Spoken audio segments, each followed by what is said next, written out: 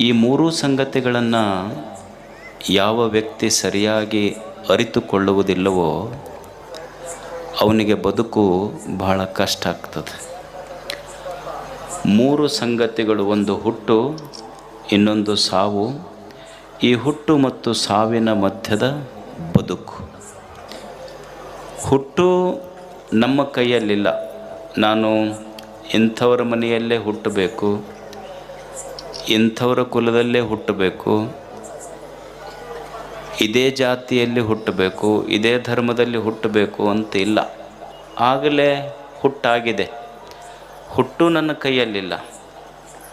ಸಾವು ನಾ ಬ್ಯಾಡ್ ಅಂದರೂ ಬರುವ ಅತಿಥಿ. ಅದು certainly death is going to come. ಸಾವು ನಾ ಬ್ಯಾಡ್ ಅಂದರೂ ಬರ್ತದೆ. ಹುಟ್ಟು ನನ್ನ ಕೈಯಲ್ಲಿಲ್ಲ, ಸಾವು